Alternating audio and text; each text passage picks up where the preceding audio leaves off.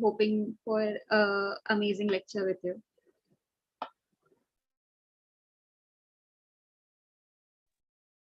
Thank you. Sumana, now you try to present. Okay, sir. Thank you very much. Thank you, Sarah, for introducing our students. So it's truly a pleasure to be here, and every time sir invites me, I always try to come and join the programs organized by sir. So I thank him again for so many different things. So today, in today's class, we are going to discuss interview technique in qualitative research. So I'll start with interview technique, which is one of the most prominent research methods used in qualitative research, and used in different settings, actually. So I'll start with the interview technique, the type of questions that we ask in interview method, some types of interviews, the different techniques, the advantages, disadvantages of interview technique, and then I'll discuss how we can analyze the data that we get in, in any interview that we are conducting, how we can transcribe that data, then how we can code that data, and then finally develop themes from that data to understand and interpret the obtained data. So I'll discuss this, and hopefully we'll be able to finish off with this entire process in the next 2 hours. So I'll just share my screen with all of you.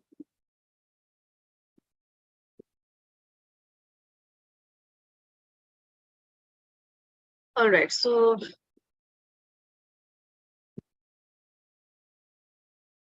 okay, so I hope it is visible to all of you. The slides are visible, making it full screen.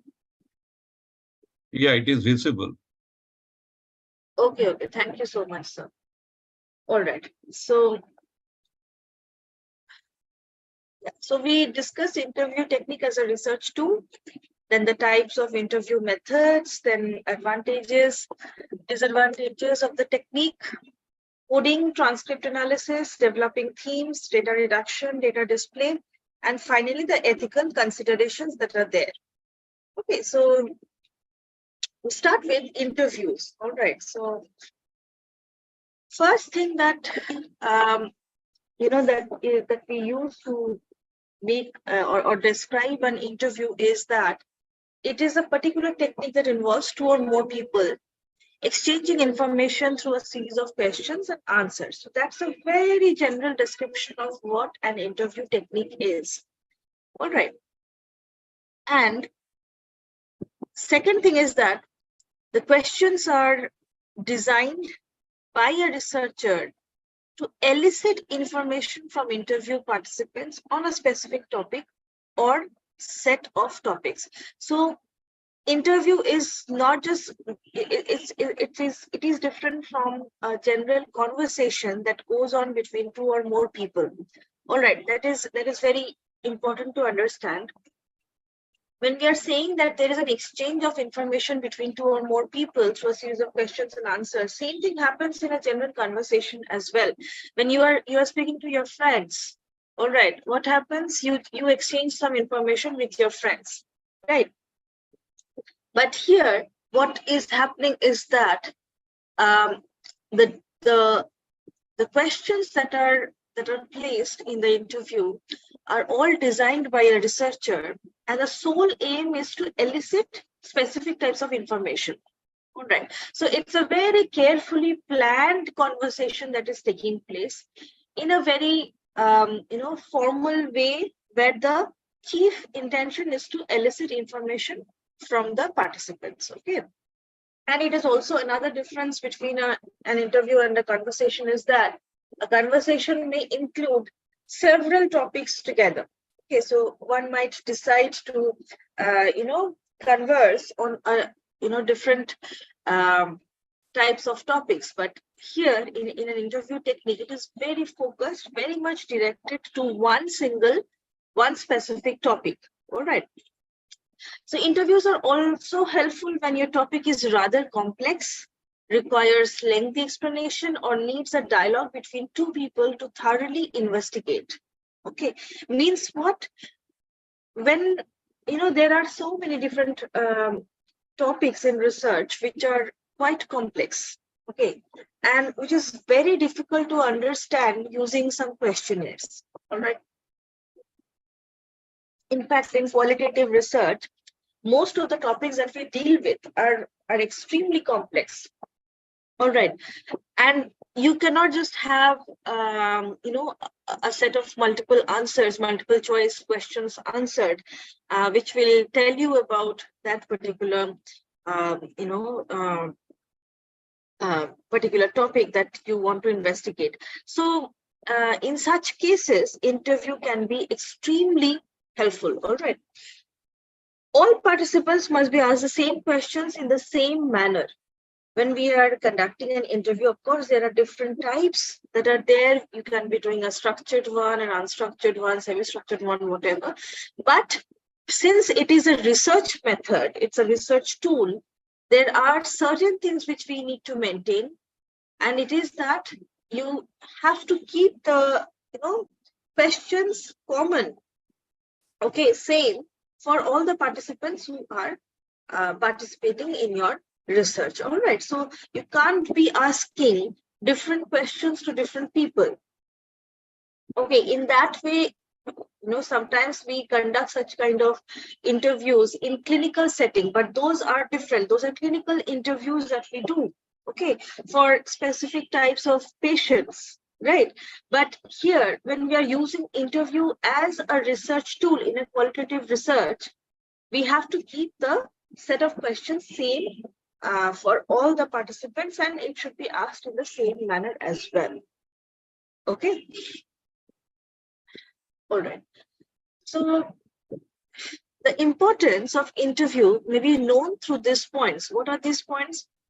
It is a method best suited for the assessment of personal qualities. Okay, so I guess all of you are acquainted with the term job interview. So why is it called an interview? Why is it not just some job testing that we are doing or some observation that is done? Isn't it? It is that universally, you go anywhere to any part of the world, you'll see that for a recruitment in a job, always there will be an interview. Of course, there are some jobs maybe where the person might be doing some very mechanical type of work, but still, even if it is not a very formal interview, still the person who is employing the other person would like to meet, right? So it is very important to understand that interviews are conducted because when you are trying to assess the personal qualities of another person, interview method is the best method in that case, right? Second, it has definite values for diagnosis of emotional problems and for therapeutic treatments. Okay, so it is very much applicable in clinical setting. Most of the time, the qualitative research which are done in clinical setting, there we use interview method for understanding different types of emotional problems and for therapeutic treatments. What kind of treatment we are going to provide to a particular a person suffering from a specific type of disorder, right? In fact, it is of such types of interviews are very important because it gives us very rich information about the how the psychopathology framed for that particular person, right? So that's why it's a very important tool used for such kind of diagnosis and therapeutic treatments. One of the major bases upon which counseling procedures are carried out provides information to supplement other methods of collecting data. This is also very important. whenever we are collecting data for anything else, right, in qualitative research, interview is one of the major tool that provides information to us, right? So, for example, it may be used in addition to observation to verify information obtained through correspondence methods. Most of the time, it happens that when we are interviewing someone, we are also observing someone, right? Because these two provide us, kind of a verification. Whatever the person is telling me, whether it is a valid, information or not, that we understand by observing or by collecting some anecdotal data from some other sources, right? So that's why interview method is extremely important when we are trying to do any qualitative research, or for that matter in any other setting.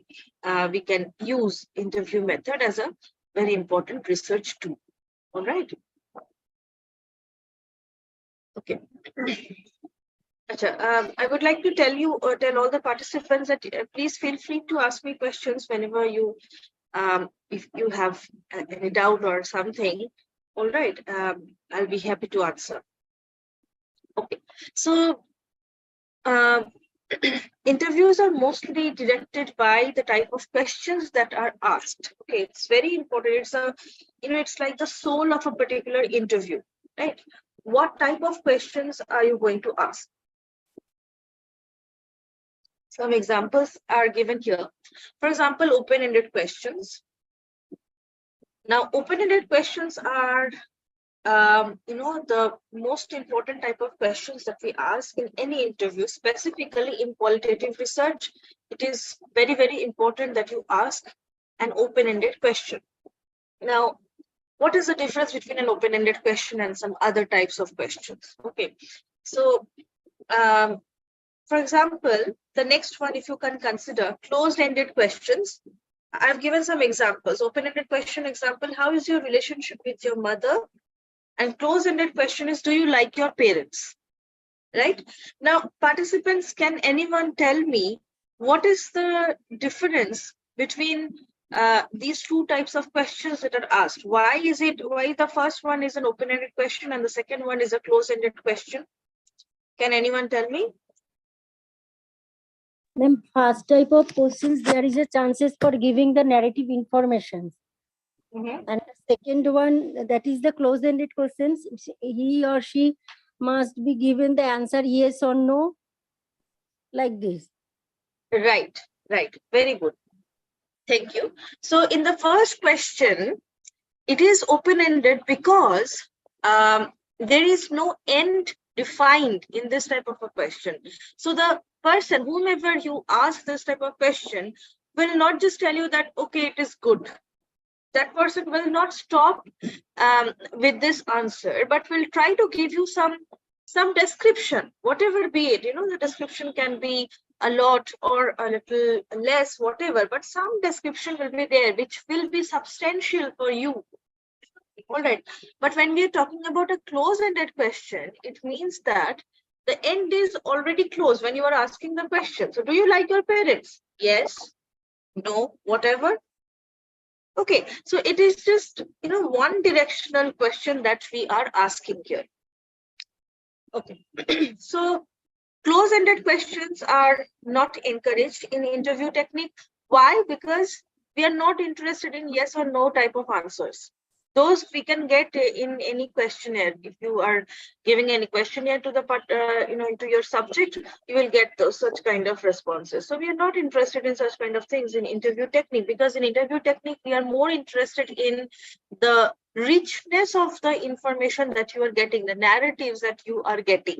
Okay, the stories which are there, that is more important to us, right? All right. There can be double-barreled questions. For example, what do you think about your career and your marriage? Now, why is it called double-barreled? Because you are asking two things at once, right? Now, if we ask someone, what do you think about your career and your marriage? As a person might be having a very good career, but a very bad marriage. Okay, or the opposite, very bad career and a very good marriage. Okay, so how will that person answer? Right. Now, the person either will have to talk about career first and then marriage, or marriage first, then career. In any case, the answer will be quite, what should I say, dispersed in its content. The person might be talking about a lot of things, or very limited number of things, and you do not know for sure that what kind of answer are you going to get for this type of question. So double barrel questions are also discouraged in interview technique in a qualitative research, because that might confuse the participant, the subject. Okay. And finally, leading questions. Okay, how happy are you with your career?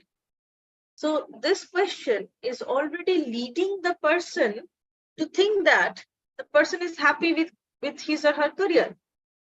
So it is a leading question, because you are not giving the person the option that, okay, the person might be answering that, okay, I do not have a very good career, a very decorated career, or whatever. Okay, you are not giving that option. You are asking, how happy are you? Are you very happy, or you are less happy, whatever? But you are assuming, somehow you are assuming that the person is happy with his or her career. Now, these are leading questions, and these are also discouraged. Why? Because it might produce subjective bias. Okay, a couple, you are trying to interview a couple, okay, regarding their marriage or something. Maybe you are doing a qualitative research on marriage, relationship, the relationship between husband and wife, something about it, and you are asking them, how happy are you with your partner, with your spouse? Okay, now the person at that point of time might feel obligated to tell you that, yes, I'm happy. Okay, so these types of questions produce subjective bias, all right, and may introduce ambiguity in the responses. So that actually challenges the reliability and validity of the responses that you are getting, and you might face problem in the interpretation part. Why? Because if you are asking leading questions, the person will give you confusing answers, okay, and it will not lead to any general theme out of the interview. Okay, you will have too many contrasting themes coming out, so it will be difficult to understand and interpret that particular phenomenon. Okay, so then coming to the types of different interview techniques. Okay, so we generally we differentiate among these on the basis of their level of structure. To what extent the questions are structured, or the interview format is structured, that determines the type of interview that you are conducting. So structured interviews which have a predetermined set of questions asked in a predetermined order. Okay, unstructured interviews which are more free-flowing, and semi-structured interviews which fall in between. Now let's see each of these. So structured interview. All right, structured interviews have predetermined questions in a set order. So you already have a set which is predetermined, which you have already decided, before conducting the interview.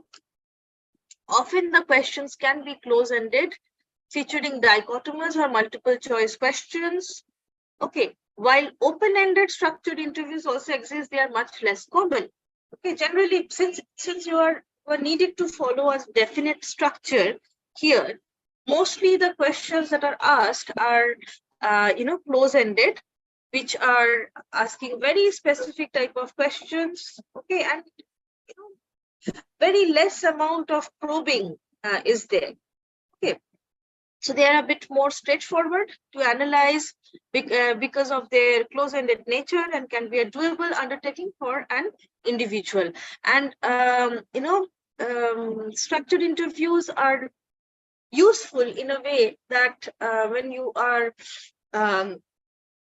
having to interview many people on a particular topic, then it becomes easier if you use a structured interview protocol. Why? Because you are asking the same set of questions. Maybe there are 30 different questions which you need to ask to each of your subjects, and your subjects number is like 50 or 100 or something like that. Okay, so you do not have that much amount of time to ask too many probing questions. So there, if you have a structured format prepared for your interview, then it is very useful. I'll show you some examples here.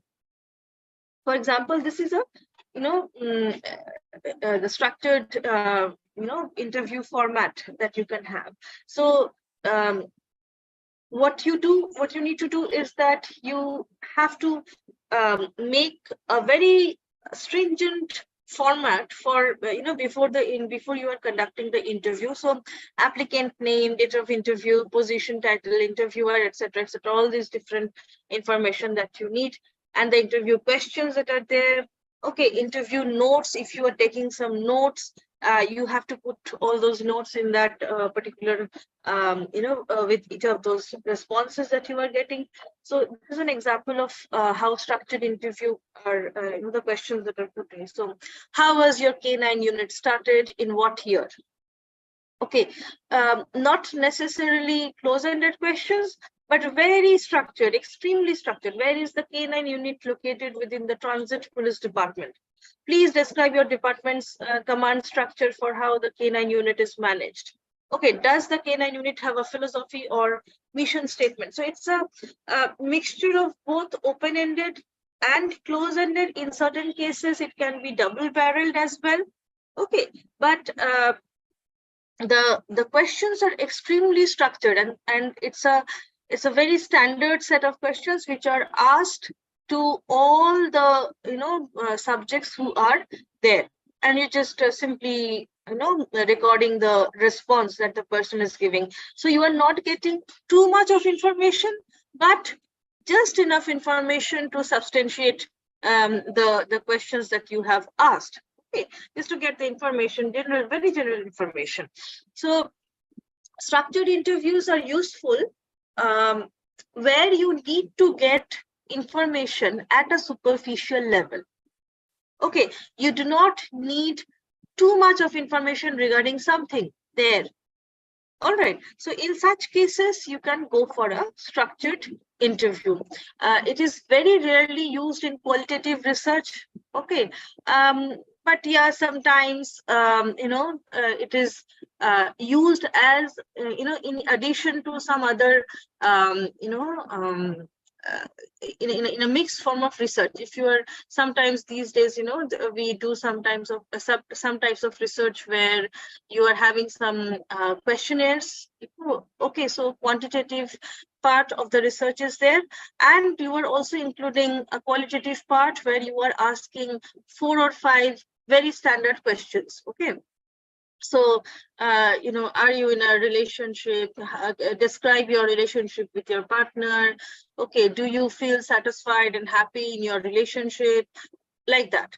Okay, so it is not like you are probing deep into the person's quality and satisfaction level in his or her relationship, but you are just trying to get some very specific amount of information from all the participants, because you are not going for a full-end qualitative research. In this case, you are just going for a mixed type of research where your information from this qualitative part will just help you to substantiate whatever responses you are getting in the quantitative part.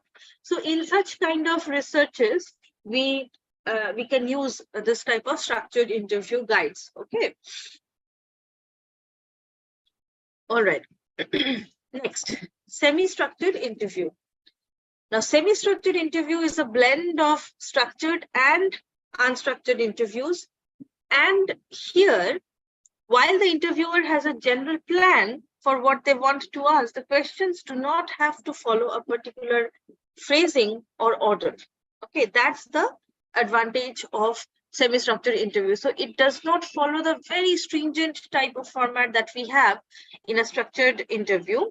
But again, it has, it has some very basic plan which is common for all the participants, all the subjects with whom you are interviewing.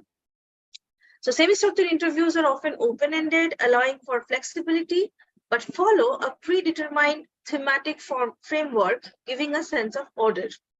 For this reason, they are often considered the best of both worlds. Most of the time, we go for semi-structured interviews because it helps us to understand the phenomena in detail. But at the same time, if you are conducting interviews for, large number of people, then it is extremely helpful. You might be conducting interviews for, 100 persons together. So in such cases, semi-structured interviews are, on a, a lot of, time efficient and, very, very economical in nature, because it allows you to get a lot of information in a small amount of time, okay, in a very structured manner. So here is an example of semi-structured interview. So, for example, what type of games do you play at home? Okay, who do you play with? How often do you play and for how long? Where in your home do you play? How often do you exercise? Do you exercise with anyone? What types of exercise do you do? Are you self-motivated to exercise?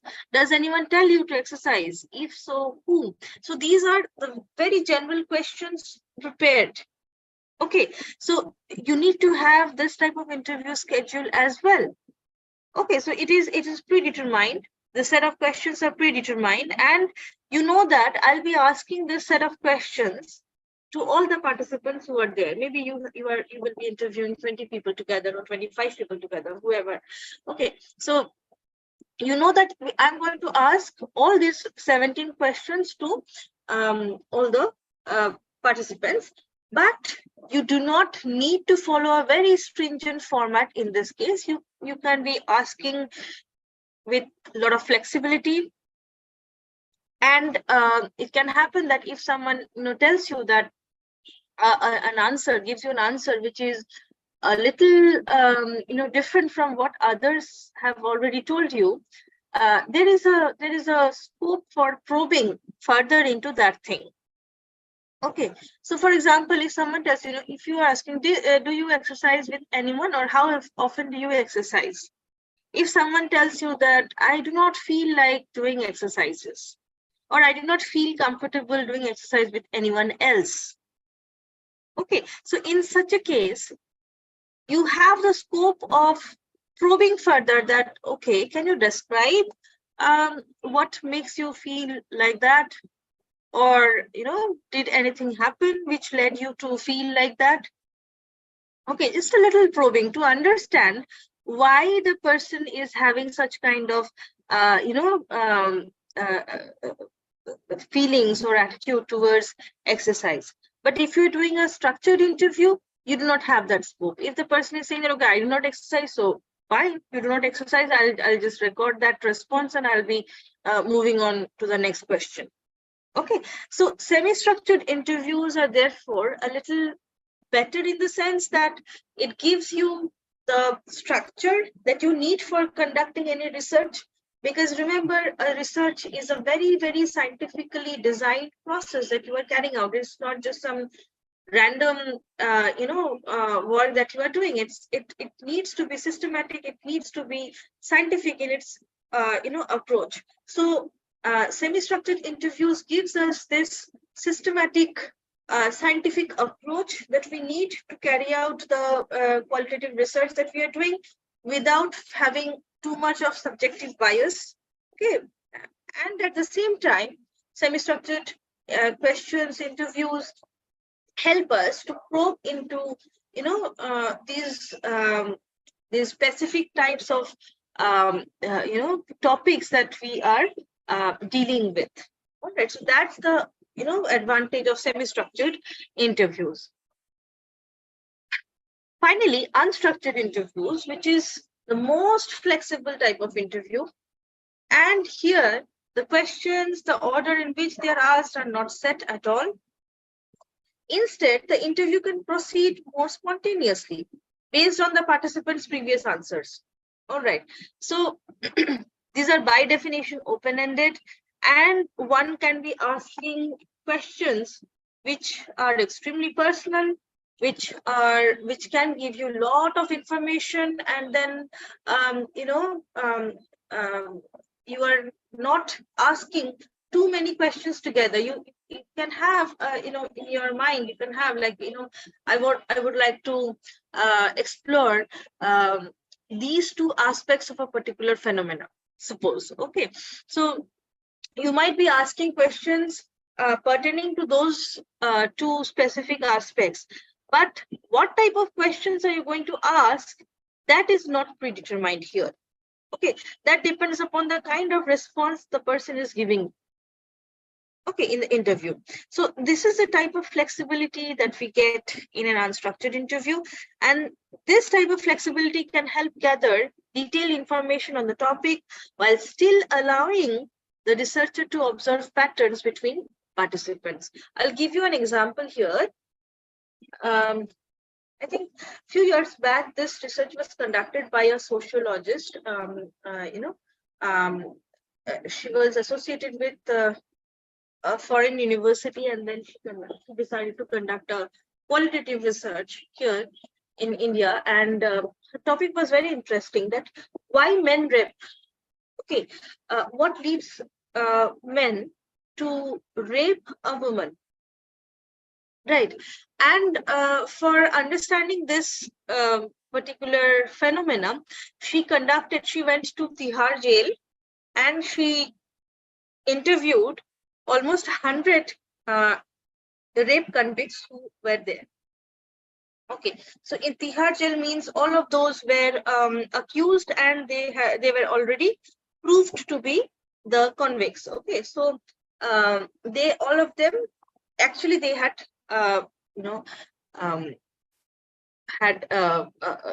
they did rape someone, or multiple women, in their lives. So she interviewed these 100 men using some unstructured and semi-structured interview protocols, and she also did some testing. Okay, she also gave them some questionnaires and all to understand their personality pattern and all those kind of things.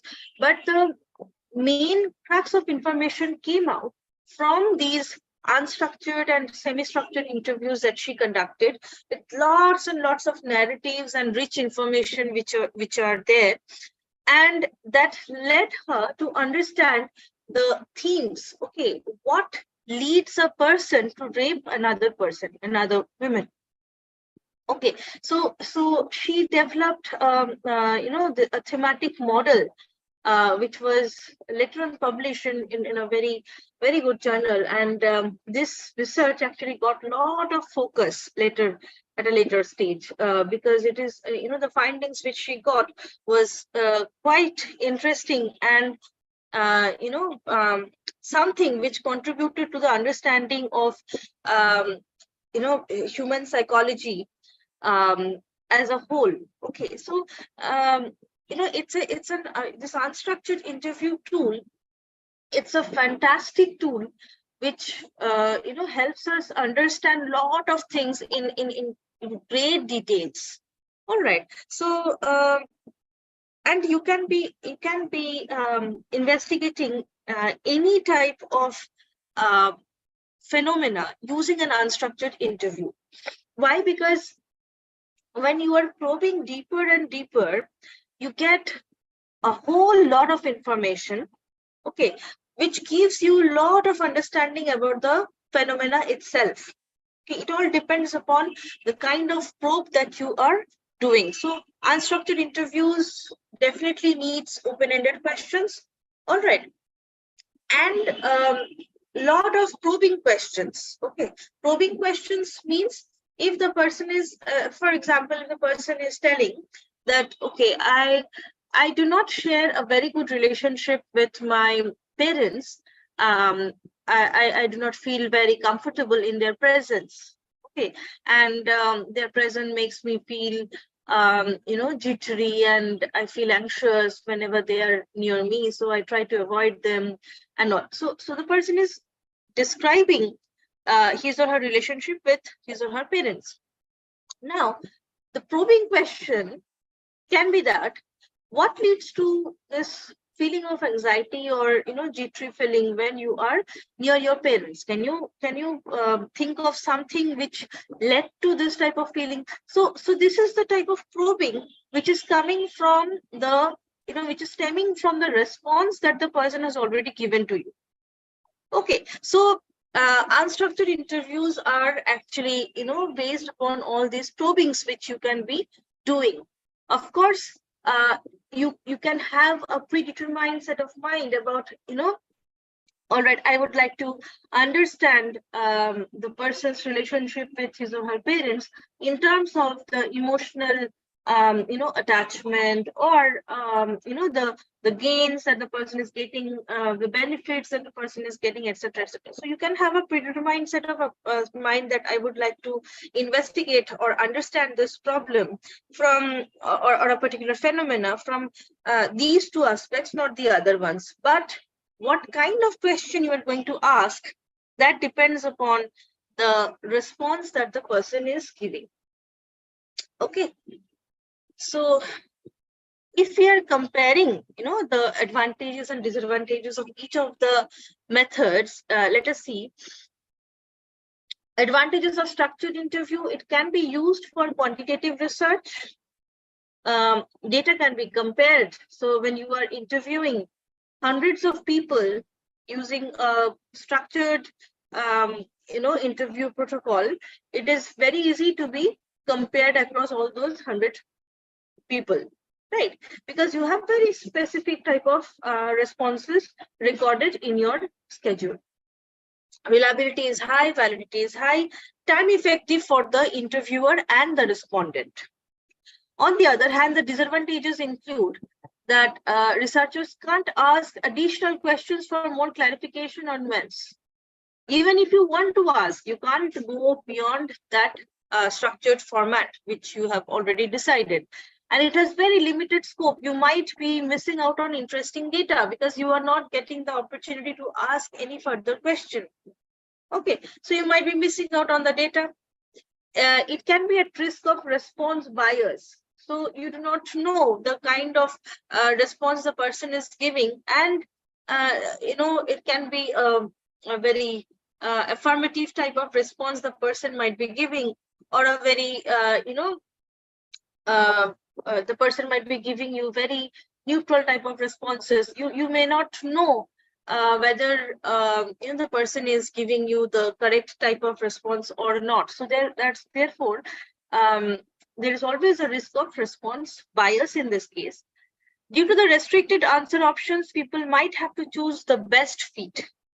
Okay, whatever the best answer the person is giving, you are having to record it by default. You do not have many options in this case. So these are the disadvantages of structured interview. Semi-structured interview, the advantages include that it can be used in quantitative research. Okay, relatively high validity.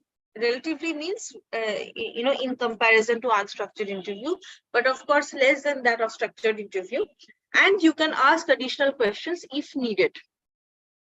Disadvantages include lower validity than the structured interview, at risk of Hawthorne effect, response bias, recall bias, and social desirability bias. Why? Because you are probing, but you have a predetermined set of questions as well. So you might be asking a few questions apart from the ones which you have already set, but the questions can invite observer bias. Okay, so for example, if someone is telling me that I do not share a good relationship with my parents, Okay, and as a researcher, you are asking that, okay, can you tell me what led to this, not having a very good relationship with your father, okay, or your mother? So what happens here is that when I'm interviewing, I'm already observing the person, and I'm trying to understand the person's responses in terms of not only the verbal response the person is giving, but the non-verbal ones. So based on my assumptions, I might be probing further to some extent. So in that case, if my assumptions are wrong, then it can invite observer bias. Okay, it can invite social desirability bias. Okay, if you're asking the person, okay, do you feel comfortable working with people suffering from HIV? Person tells you, yes, I feel absolutely fine working with them. What next? What next question are you going to ask in that case if the person is telling you that, yes, I feel comfortable? Maximum you can ask, okay, can you describe your relationship with a person who is having HIV? All right. So in that case, the person might be telling you all the good things that the person is having, in that relationship with that another person having HIV. But you may not know that the person is actually having a negative attitude, and the person is very efficiently camouflaging that because that's a socially desirable answer that the person is giving.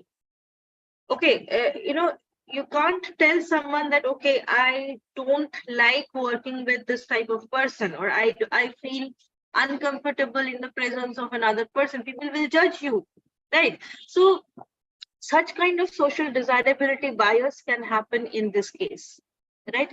Hawthorne effect, of course, when the person might be feeling that, okay, the person is asking me this kind of question, so there's something special about it, so I'm participating in this, research, and so the person might be, giving you fabricated answers or responses which are, overestimated, like that. So these kind of problems can be happening in a semi-structured interview. It doesn't happen in structured interview because you are asking, in form of dichotomous responses, yes or no, high, low, whatever.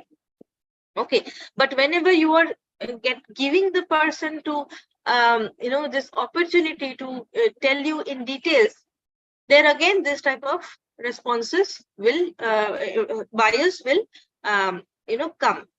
Okay. Also, you need to have, you means the interviewer needs to have very good conversational skills to get the most out of the interview. That's the, expertise of the interviewer. So in a structured interview, you do not need it. Structured interviews can be conducted by anyone who is having some acquaintance with the set of questions that are being asked. Okay, so if you are doing a research where you are having to interview lots of people at the same time, you can be recruiting different people, several people who can be given some very basic level of training, and they might be going around asking the same set of questions to everyone. The kind of thing happens during NSSO, right? NSSO sample surveys, census, etc. But here in a semi-structured interview, not anyone can conduct a semi-structured interview. You need to have a very good understanding of the phenomena. You need to have some expertise regarding what type of questions you might be asking. Okay, which type of questions can lead to can elicit the maximum amount of information, like that. You need to have that type of skills. Okay, which requires at least some amount of training. So some expertise is needed. So not anyone can conduct a semi-structured interview. Also, preparation is time consuming. You need to prepare the schedule beforehand, and then you need to think about the probing questions you might be including at in certain cases. So all these can be time consuming in case of semi-structured interviews. Unstructured interviews advantages include that you can ask additional questions if needed. Of course, respondents might feel more at ease. So it's more of like a conversation, but a very directed one. Okay, so the respondents, if they, you have already developed a good rapport with them, then you might get a lot of information. Respondents feel at ease with you, and they will tell you a lot of things. So you can collect rich qualitative data, and it can be used if little is known about the topic. So that's a very good advantage. If it is not a very well explored topic. For example, this example that I gave you, that why men rape. So that's a very a little less understood topic. So that's why this unstructured interview tool actually led to very substantial, very rich type of data in that case, and that's why you have these are the advantages that you have for your unstructured interview. The disadvantages include low reliability and validity. So of course it is difficult to be verified from other sources, because the kind of information that you get is a very subjective, very personal. Also, you need to have excellent conversational skills to keep the interview going. In most cases, unstructured interviews, whether it is going to be successful or not, depends a lot on the interviewer. So if the interviewer is asking the wrong questions, it will end the interview very soon. But if the right type of questions are asked, then it can lead to very good results. Okay. Similar to semi-structured interviews, there is a high risk of Hawthorne effect, observer bias, recall bias, social desirability bias, etc. Easy to get sidetracked. Since you do not have a predetermined set of questions, it can be difficult for the interviewer to keep it on the same track over the period of time, because the interviewee might be telling you a lot of things. Now, it is your job to understand which of those things, which of those information are you going to probe further in your next question. If you take up the wrong type of information, then it is very easy to get sidetracked. You will be going to a different track altogether, and it might lead to nothing. So that's a disadvantage. If you just to give you an example here, if you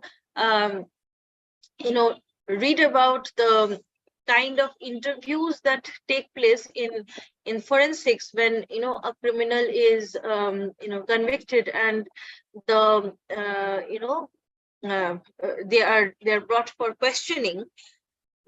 Most of the time, if the criminal, whoever the convict, is very intelligent, the person will try to manipulate the interviewer by giving them the wrong type of information, and thereby sidetracking them.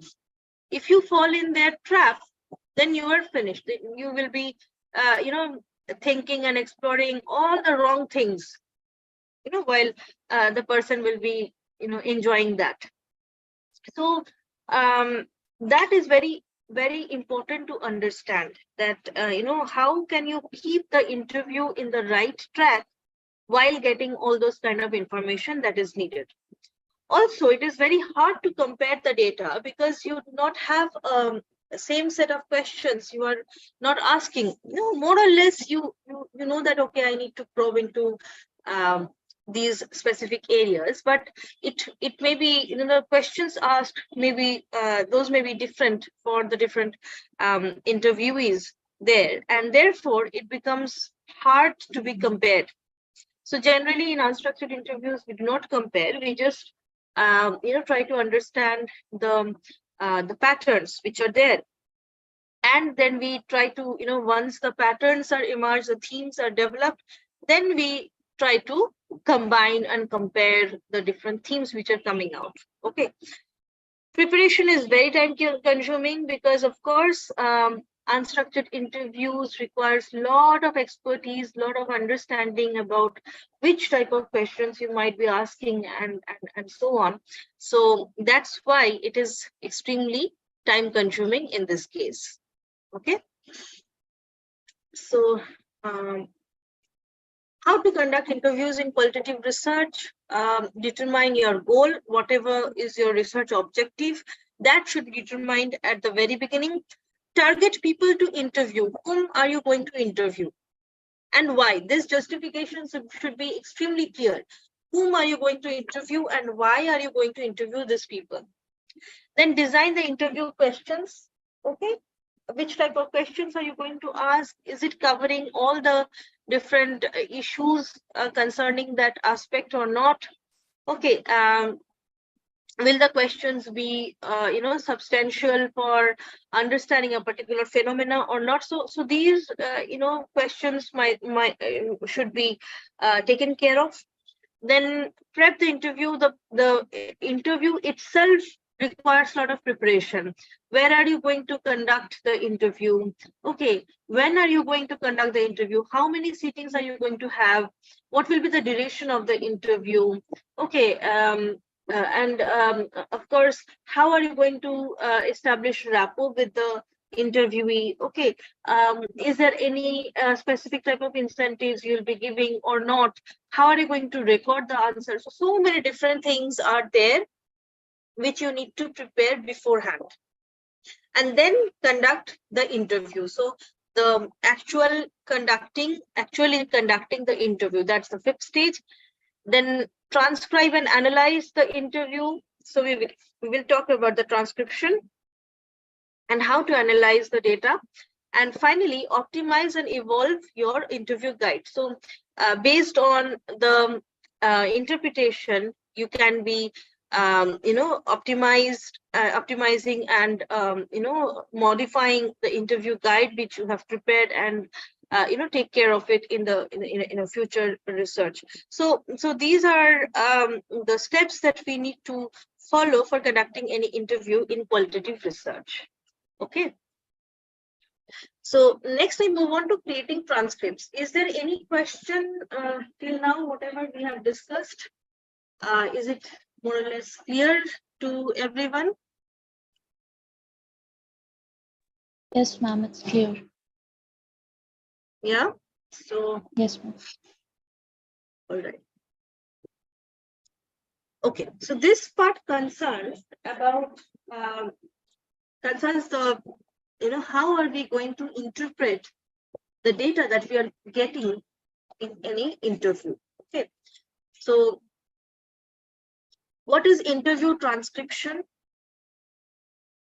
Interview transcription is the process of converting this recorded interviews into written documents, right? So when you are interviewing someone, what are you doing? You are recording the responses. How are you recording? Generally, we use some recording device. Okay, and you place it. You might have seen on the TVs and all that. You place some recording device in front of the person, the interviewee, and you get the full recording of the responses and all. So once the recording is with you, you need to convert that recording into a written document.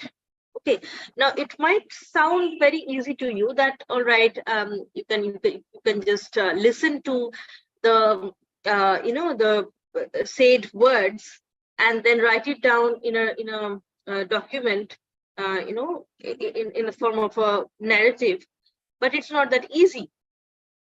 Okay, I'll show you how we do it. So it involves capturing every word spoken by the interviewer and interviewee, including non-verbal cues. That's the difficult part. Okay, so you are not just transcribing the spoken words, whatever the person is telling you. You are not just recording that, but also the emotion, the non-verbal cues that you are observing at that point of time, the pauses, okay, the gaps, the smiling, the laughing, the crying, the shouting, whatever the person is doing while describing his or her experiences, you need to record it in your transcription. That's the difficult part. So researchers can use transcriptions to analyze data accurately and identify key themes and patterns. How you are transcribing your data actually, influences a lot on the, the interpretation at a later stage. How are you going to interpret the, the interview? That depends a lot upon the transcription part. Okay, so you see, I've given you an example here. So this is an example. This is an interview which is conducted, and it's a conversation between Steve and Brad. Okay, so Steve is telling, welcome back, Brad. This is the second part of our interview, and I want to get through these as quickly as possible because I know you have somewhere to be. So then ... pause. Brad is responding, thank you. It's my pleasure. Then Steve is asking, it says on the website you work doing graphic design for a local branding agency for branching out and starting your own business. Was that? Then again, pause.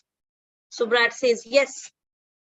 Steve says, so was that a conscious choice or question mark? So fill in the gap. A question is asked. So Brad says, yes, well, and here again, Steve is intervening. Sorry, 1 sec. Can you, we can hear the fan. And then Charlene, and this part is inaudible. So since it is inaudible, you need to record it as well. And then Steve says, no, that's perfect. Thanks, Charlene, good. So was starting your own company intentional, or did you just sort of fall into it? So, and the interview continues, and you see, if you even go through this narrative, this transcription of the interview, you will understand the type of emotion that is flowing between the interviewer and the interviewee. For example, here, when Brad says, challenges I wasn't expecting. So here, Steve is laughing at that point of time. So within parentheses, you write laughs. I keep putting you on the spot. I don't think I put that one in the questions either. We are just ad-libbing here. So what is happening here is that you are recording the pauses, the repetitions in words, the laughs, the smiling, the question marks. Okay, everything, the pauses, everything, whatever the person is expressing verbally and non-verbally, both these things you need to explain. You need to put in the transcription part. Why? Because these pauses, this non-verbal cues which you are getting here, also it also has a lot of value. It helps you to understand from what position the interviewee is responding, whether there is any underlying current or not, whether there is something the person is trying to hide. Okay, whether the person is having some covert thoughts, some attitude, etc. So all these things actually lead us to understand the phenomena as a whole and develop the themes, right?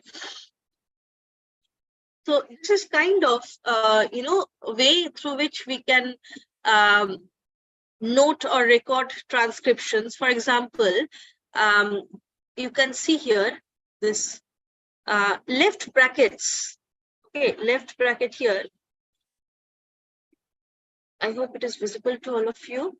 Left brackets indicate the point at which a current speaker's talk is overlapped by another's talk.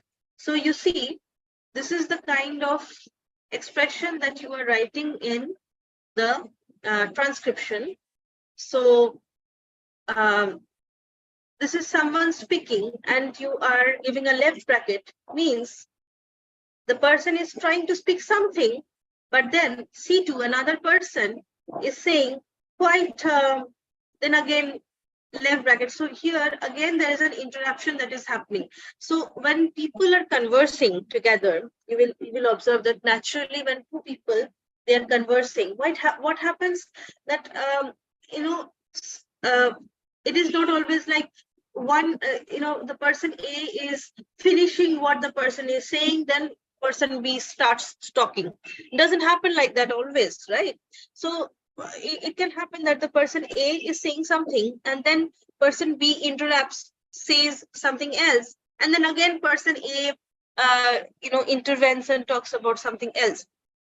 Now each of this thing has a lot of meaning. It carries a lot of meaning actually. Okay, for example, someone who is very anxious by nature will keep on interacting many times. A person will not let others speak.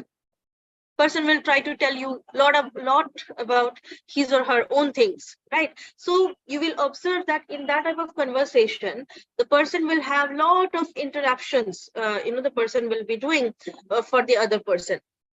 So how will you depict that in your transcription? So these are the type of things which we use while we develop a transcription. Again, you see this equal to sign that you are giving, one at the end of the line and one at the beginning of the next, indicate no gap between the two lines. So for example, W is saying that I am aware of, C is saying yes, would you confirm that? So there is no gap between what the person, W is saying and what C is saying. C just, finished off what W was trying to say. So there is no gap between these two, words that were spoken. Okay, so we give equal signs there. Okay, then within parenthesis, a dot. Okay, so to get this within parenthesis dot treatment, so this indicates a tiny gap, probably no more than 1/10 of a second. So sometimes you get like, I went there to have coffee. So within this sentence that I said, you might have observed that I give a gap, which is very, very less gaps. Now it might be indicating something. Okay, so that's why we need to record that as well. Okay, so colons indicate prolongation of the immediately prior sound. Okay, now here you see that this length of the row of colons indicates the length of the prolongation. So okay, if you are prolongating okay, then you have to transcribe it like that. Okay, capitals. It's very important when we are using capitals in transcription. It indicates especially loud sounds relative to the surrounding talk. I've got enough to worry about. Okay, so when you are using, so you are basically stressing on something, you are shouting at some point of time. So these, when you are transcribing, if you just write, I've got enough to worry about, it does not express the kind of, it does not manifest the kind of emotion with which the interviewee was talking at that time, the person was trying to express during the interview. So that's why you need to use such kind of capitals in order to just stress upon what the person was trying to say or express, the kind of emotion that the person was trying to express. So these are very specific things which we follow while developing the transcripts, and it is extremely important because if you do not use such kind of what should I say, such kind of clues in your transcription, then the narrative which you'll be getting will be, yes, it will be good enough, it will be rich enough, but it will be missing out on all the specific type of information, non-verbal cues, which also tells us a lot about what the person is trying to say. Sometimes it happens that, people say a lot of things, in their spoken words. They might be telling you a lot of things, but non-verbally, their body might give out some kind of cues which are in contrast to what they are saying. Okay, so it can happen that one person says that, okay, I like going out with my husband. While saying this, the person might be looking at something else, or might look like saying the words with some kind of indifference and all. So these non-verbal cues will actually give out the fact that the person actually doesn't like the husband or going out with the husband, but she is saying that because it's a socially desirable response. So these types of information you will be missing out if you are not putting those things in your transcription, right? Okay, so how do we code transcripts? All right, so once the first step is to transcribe the interview records. Once your transcriptions are ready, then we code it. All right, this much clear to all of you? Any question, any doubt?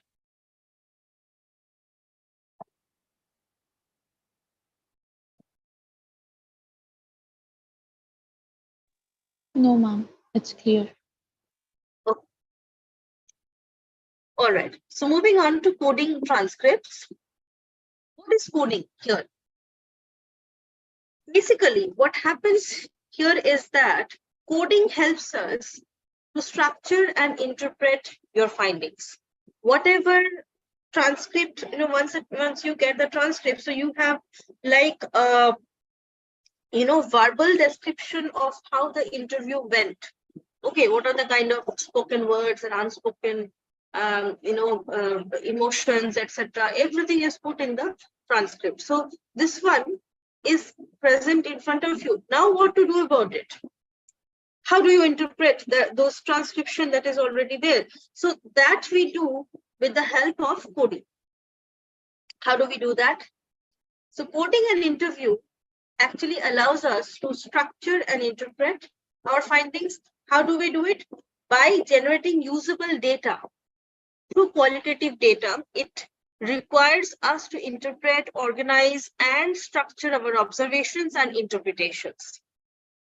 Okay, so coding helps us to organize whatever data you are getting. You need to see through the kind of data which you are getting, the lines that are spoken about, okay, the specific type of emotions that are expressed.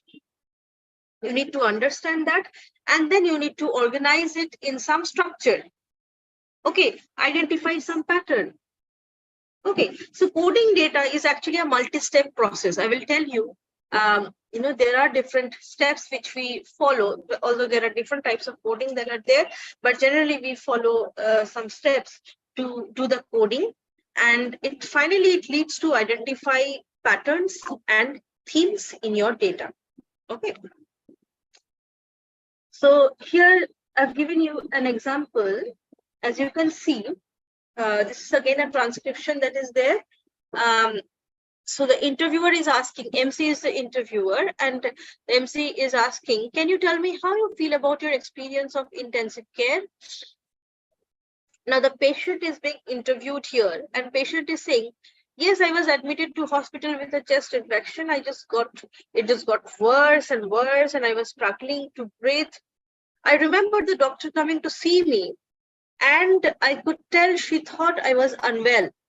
She stabbed me in the wrist with a needle, and then she came back there. Seemed to be in a bit of a panic. I remember her explaining to me that I might need to go to intensive care, and I may end up on a ventilator, which I found really scary. So MC then asked, what did you find scary? So patient 5 answers, it was that she would put me to sleep and I might not wake up.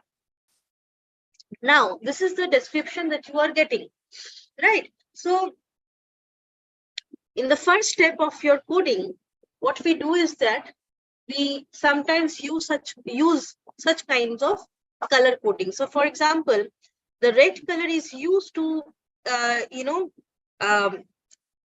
highlight the portion which tells us about the reason for admission, why the person was admitted.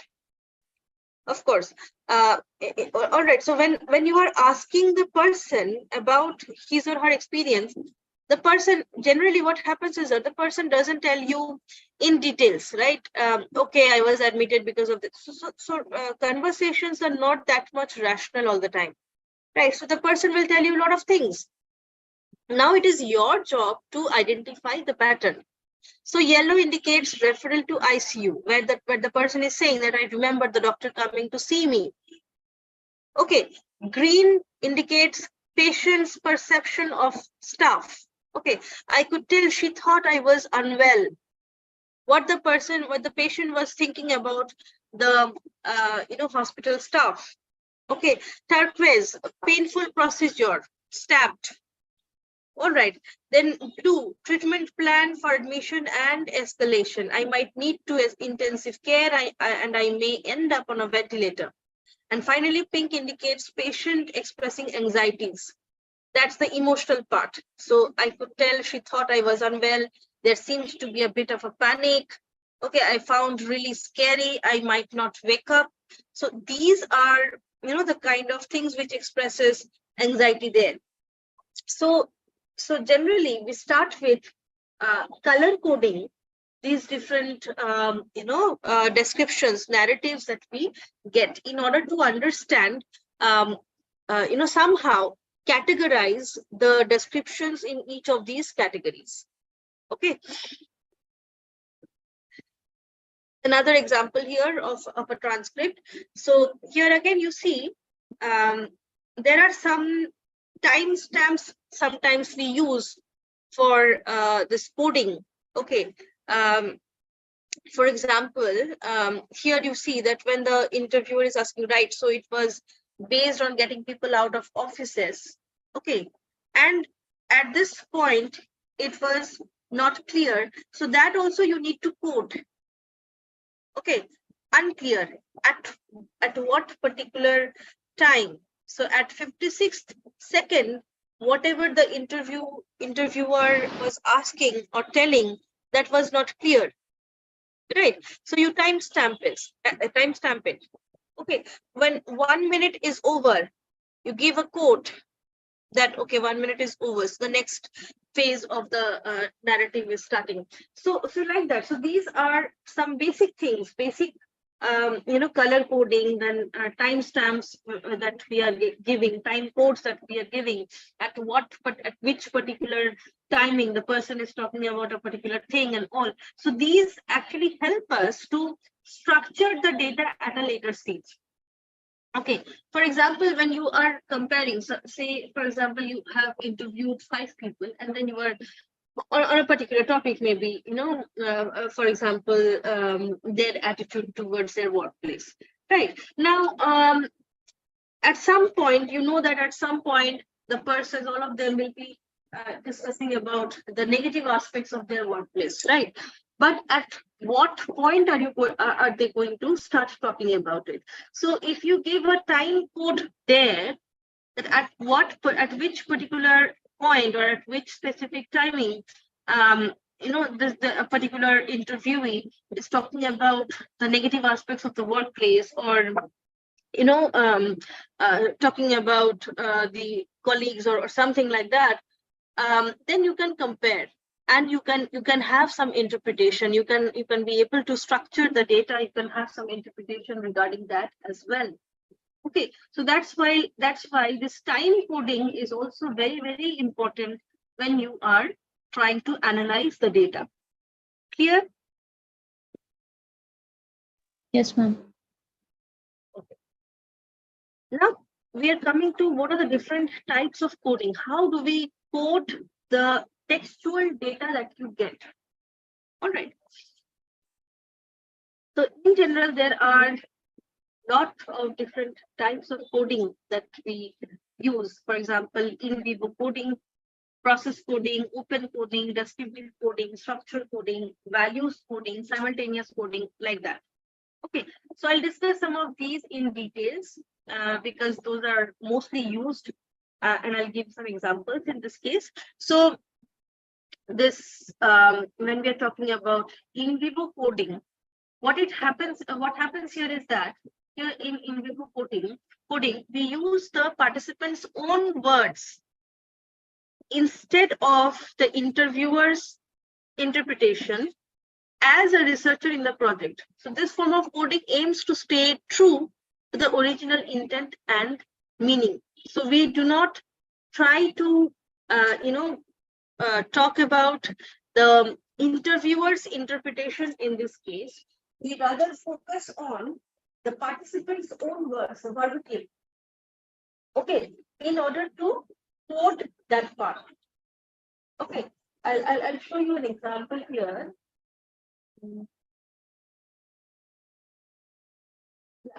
For example, this is the in vivo thing that we are doing here. So the transcript says like this: a mother in a family of 12 says, if I have not completed the questionnaire, I might only have thought about weight cards, sizes, etc. But when you have completed that questionnaire, you might think about her well-being in a more broadly defined way. That's what the person was telling in the interview. Now, in vivo quotes that we are using here is that first part is without the questionnaire, would only think of weight cards, etc. So that is one part. Okay. The other is questionnaire makes you think about well-being in a more broadly defined way. That is the other part. So how are we interpreting this? First part, the SDQ, that's the questionnaire, prepares the parents for the contents of the well-child visits. Okay, so that is, it's kind of an evaluation of this questionnaire that is happening, and the parents of the children and all, they are being interviewed about what they feel about that particular questionnaire. So the first interpretation that we are drawing here is that it prepares the parents for the contents of the well-child visits. Okay. And second interpretation is that executive makes the parents think about the child's well-being in a more broadly defined way. Right. So, so these are the underlying understanding about the overall, whatever concept you are having here. So in vivo codes are, you see, the distinguishing feature of an in vivo code is that here the interpreters or the interviewer's interpretation is not included. These words are not that of the interviewer. These words are that of the interviewee. Okay, so without the questionnaire, but only think of weight cards, etc. That's the words of the interviewee, the mother here in this case. Okay, questionnaires makes you think about well-being in a more broadly defined way. That is also the words of the mother, not that of the interviewer. Right. So in vivo codes are important here because it does not include the interviewer's own biases. Subjective biases are not introduced if you are using in vivo codes, because you are using the person's, the interviewee's words itself as the proofs. Okay. And then you are trying to interpret.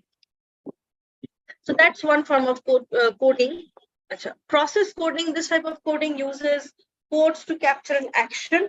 Most of the time, these codes will end with ing. Okay, and these are actually rare. Sometimes we use these types of codings to capture an action. I think I've given some example here. Yeah, this is also in vivo coding. As you can see, the codes that you are getting, speed. First is a speed. So this representation provides the quickest means to solve the problem. And the transcript that you are coding here is that it was the quickest and shortest solution path as far as I was concerned. Okay, another transcription. Then, since I was uncomfortable with Darcy and had already known about it, it seemed fitting, I guess. Okay, so this part talks about familiarity. Third one, and I think as I was going through, I just felt confident in my ability to just plug everything into my calculator and solve for each pipe diameter. That talks about the confidence. Okay, so this is also an example of in vivo codes. All right, process coding, I think it is at a later stage, in a later slide, I will show you. Okay. Then we have the open coding. So open coding is something that I will discuss in more details, because open coding is the most common form of coding that is used in such cases when we are trying to interpret transcripts. So here, researchers shattered the qualitative data to create much smaller excerpts. The codes will be loose and more tentative, focusing on definition, category, label, and description. So open codes we will discuss in a little in a short time, basically. In 2-3 slides later, we will be talking about open coding in much more details. Descriptive coding here, we summarize a transcript and create a description that accurately reflects each interview. Codes will focus on the overarching content of the interview. Okay, so this is also one form of coding, although it is used less. Okay, structural coding, this actually categorizes sections of the transcripts based on a specific structure. Researchers prefer this type of coding when handling larger studies with numerous interviews to analyze. So there we talk about structures. When we analyze the transcripts in the form of some specific structure. Values coding concentrates on the person's attitude, beliefs, and values.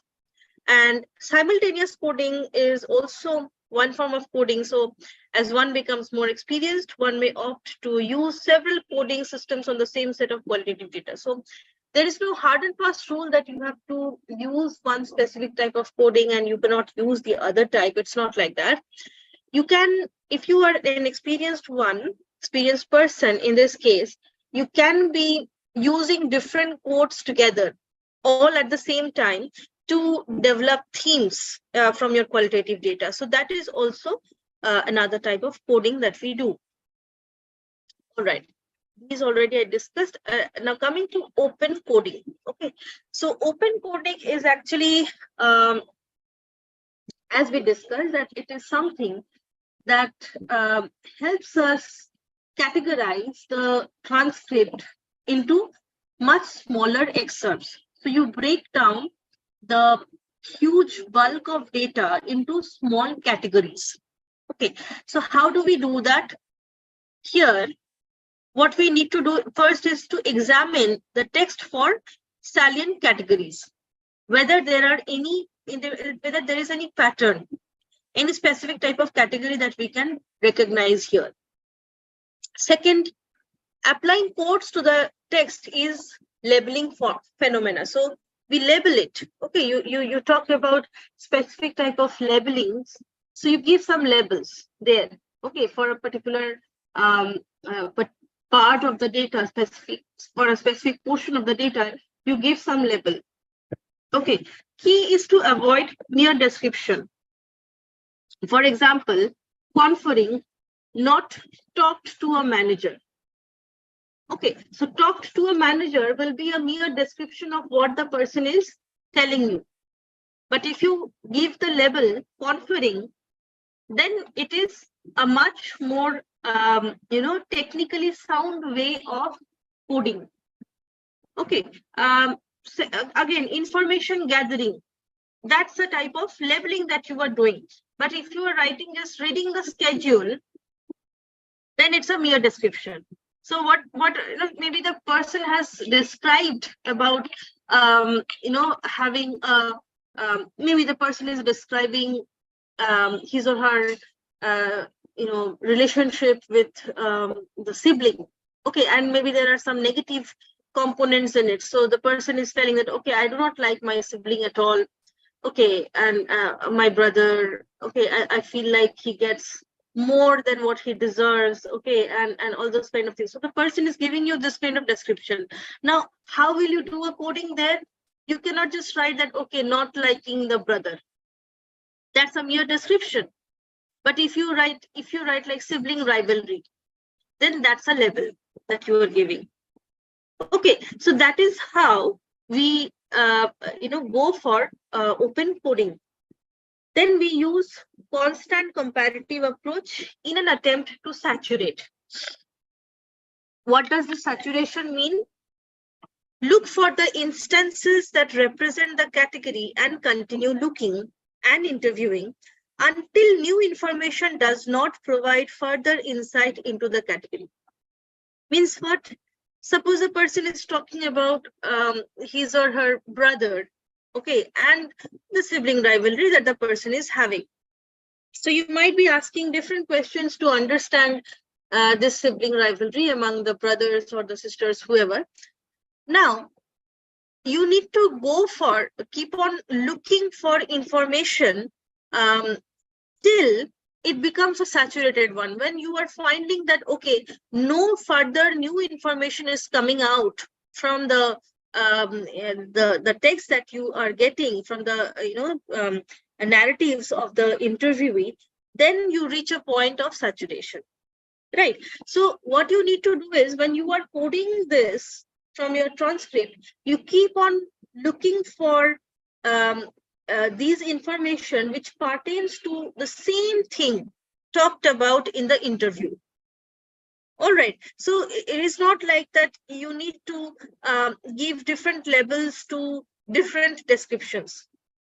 Doesn't happen. So it happens that, if a person, suppose the sibling rivalry that we are talking about, if the person is talking about it, then you will see that across different situations, the person will be repeating oneself that, okay, I don't like my brother, I don't like my sister, in different ways, in different aspects. So the person must be telling you that, okay, while at home, I do not like spending time with him, or the kind of job that he got, okay, he does not deserve it, okay, I deserve better. Okay, so all these are talking about one common theme. So you need to go on looking for such kind of saturated themes which are coming out from the transcription, and you need to label it. Okay, so there are 3 sequential stages of series of stages, and as per Strauss and Corbin, they described it. So first stage is open coding, where we develop categories of information by labeling. In the second stage, we go for axial coding, which actually interconnects the categories. Once you get a lot of categories, then you need to interconnect it in order to understand that, which of those levels are associated among each other. All right. Then you go for selective coding. That's the third stage, the last stage of coding, where a procedure for building a story that connects the categories, producing a discursive set of theoretical propositions. So you get, you selectively take out all those, interconnected categories, and then try to understand the theoretical proposition, how those different, categories are interrelated among each other, and what kind of story are you able to build based on these different categories which are coming out. Okay, so I'll give you some example here. Like this is an interview transcript. Having the task board in the room, it's easy to see how the project is progressing, if it is late or on schedule. So the code that you're giving is visualize the progress. Okay, this is an example of process coding that I was talking about. Again, an interview transcript is there. I think the task board is pretty good, because you just look at the task board and you can see instantly what each member is doing. You just need to raise your head and you already see the project status. Okay, so the code you are giving is see what each member is doing. All right, so these are types of codes that we assign to each specific sections of an interview transcript. Now, when we are talking about this open, axial, and selective coding, what happens? It's a process, basically. It's an entire process. In the first stage, the open coding that you're getting, it can be many pages of text. Okay, so you can be having like 10 or 12 pages of transcript, okay, which you are looking for open coding. There can be many different segments of texts which you are getting, and you are developing, you are doing an open coding for each of these, right? In the second stage, when you are doing actual coding, you come up with 30 to 40 codes, okay, from the entire set of data. So these 30 to 40 codes are all interconnected among each other. Each of those codes might be interconnecting 3-4 other open codes. Okay, then you keep on reducing it to 20 or less, and finally it leads to selective coding that you are doing. The selective coding is leading to the development of themes. So when you are doing selective coding, you are, that leads to 5 to 7 themes which are emerging from your data. So it is actually a data reduction process that is happening here when you are doing it, gradually reducing the number of codes, ultimately leading to some specific themes. All right. So how do we do that? Is that, in open coding, we talk about codes, we talk about concepts. All right. In actual coding, we talk about subcategories and categories. So actual coding actually interconnects open coding. Okay. And that leads to subcategories and categories. And finally, from actual coding, we go to selective coding, where we talk about core categories. So sibling rivalry can be a core category. All right. Subcategories can be disliking the sibling, okay, jealousy towards the sibling, okay, hating the sibling, etc., etc. Okay, and open coding can be all those labels which you are using in the text. Okay, so this is again some other examples. So open coding can be like, if you are, when you are doing an open coding, you can be having this kind of labels like conflict, equality, compromise. These are the labels. Listening, sharing ideas. This can be these are the labels. Role clarification, diversity. These are the labels, and then you are putting all those into categories. So at the second stage, this collaboration that you are using a code to describe conflict, equality, and compromise, this collaboration becomes an actual coding. Again, to describe listening and sharing ideas, you are using the code communication, which is an actual coding. Then role clarification and diversity, to describe this, you're using understanding team. That is again an actual coding. Okay, that's how it works. Some other examples here. You see, I feel I have some gifts to share. Okay, applying knowledge and skills. That's the code that you are using. If I can help one person, I'm happy. Helping and bringing happiness. That's the open coding that you are doing. I love teaching people about CP, whatever. Okay, so educating others. That's an open code. So these are the open codes. And when you are taking all these open codes together, you are getting a subcategory which is wanting to make a difference, right? And this is leading to the actual coding, which is motivation to volunteer. So this talks about the causal condition. Why are you interested? Why this person, the interviewee, is interested to volunteer? Because the person wants to make a difference. Clear? So that's how we move from open coding to actual coding in transcribed, in transcripted data, qualitative data. Is it clear to all of you? Yes, ma'am. Okay. Now you see how from these actual codings we go for the we try to develop themes. So you see, for this is a this just an example here. So you can be having like 31 codes there are, bank loan, lack of experience workforce, finding delivery driver, health and safety inspection, etc. So these are all open coding done, levels that you have used, right? Then when you are moving on to actual coding, there you are trying to categorize, forming subcategories on the basis of these codes. So from code 1 to code 14, you are putting all those in theme 1, that is challenges. Then from code number 15 to code number 24, you are having a subcategory again, that is issues, which is leading to one of the themes, that is issues. And in the third theme, other factors that includes code number 25 to 31. So what we are doing here is that based on these open coding that is done, we are developing some actual coding, and this actual codings actually help us develop the themes, right? So you see, for example, quotation is there. Consumer is experiencing the economic crisis, paying attention to promo price dynamics, right? That's the transcript. Open coding, you get 2 different codes here. Consumer careful to price, consumer careful to sales promotion. You can club these 2 open codes to get the actual coding, that is value for money. That's the subcategory. Okay, and it leads to, when you are doing a selective coding in the third stage, when you are doing selective coding, you get a first order category and a second order category, second order theme.